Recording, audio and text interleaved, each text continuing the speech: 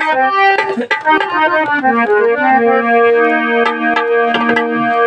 प्रिय सज्जनों, आजकल आप लोग देख रहे हैं तमाम भ्रूण हत्या हो रही है।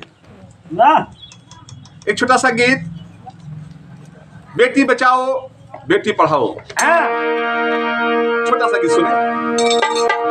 ये बेटियां क्या हैं?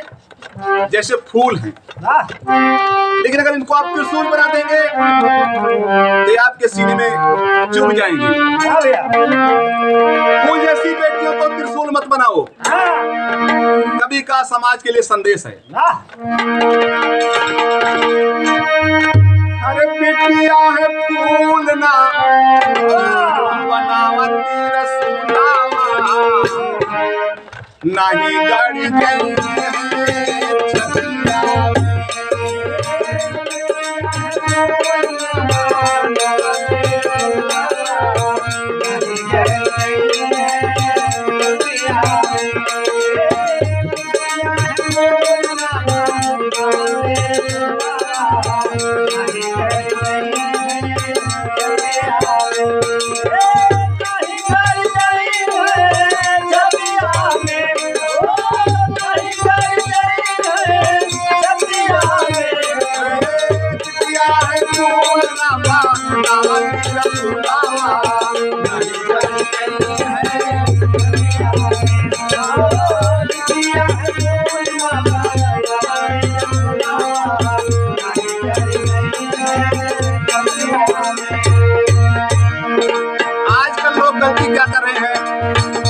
अल्ट्रासाउंड कराने के बाद, रिपोर्ट मिलने के बाद हत्या कर देते हैं। कहना है अरे जांच करौलिया अस्पतालवा में जाई,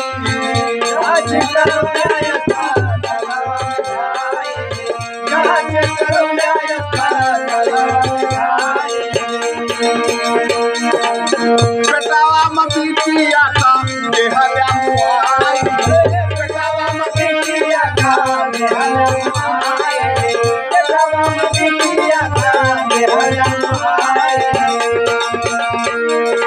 अरे पैसा खर्च कैया पापी, पैसा खर्च कैया पापी, यहाँ बड़ी भूलावा नहीं गाड़ी गई है छतिया में।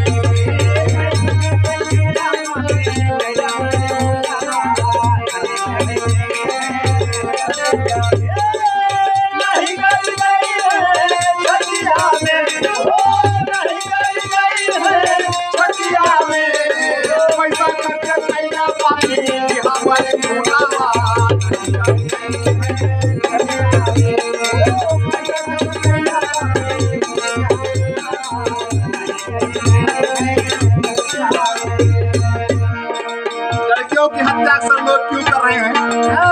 सबसे बड़ा कारण है शादी।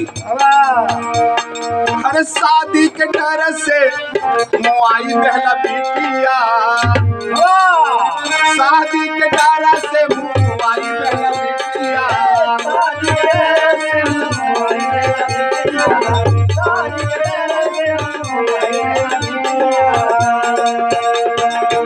अरे दर्द महतारी झेले पली जौनी कोठिया,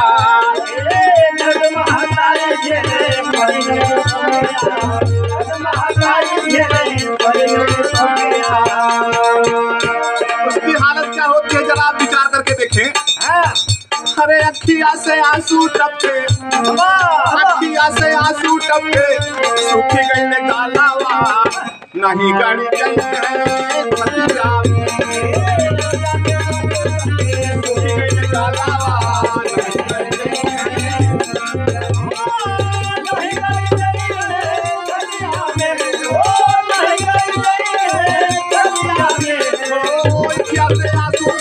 सूखी गई ने गालावा नहीं गाड़ी गई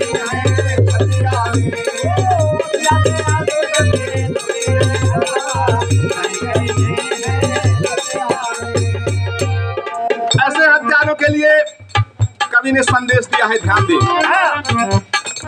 अरे बिटिया न मारो बल्कि उसे तो पढ़ाओ, बिटिया न मारो बल्कि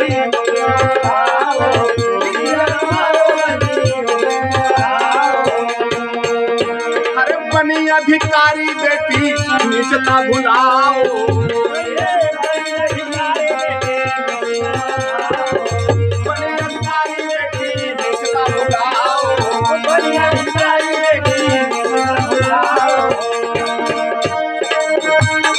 काली जब मसाली देबा, काली जब मसाली देबा, खिली कैसे फूलावा, नहीं गाड़ी चली है छतिया में।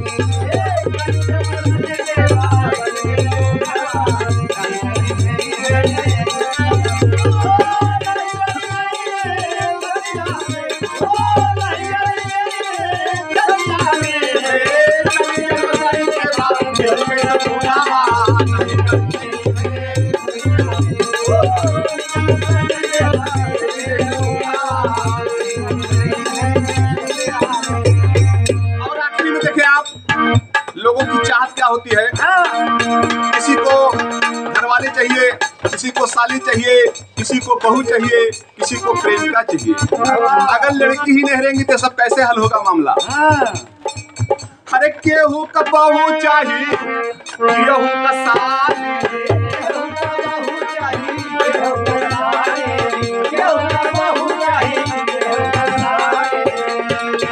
और केहू चाहे प्रेमिका यो, केहू घरवाली,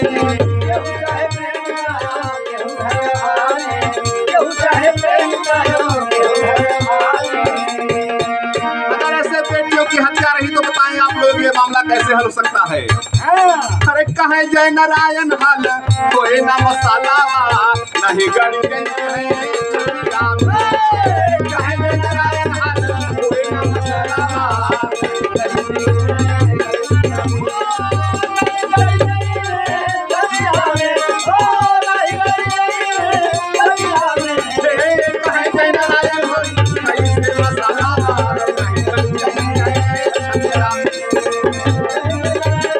कोई ना मसाला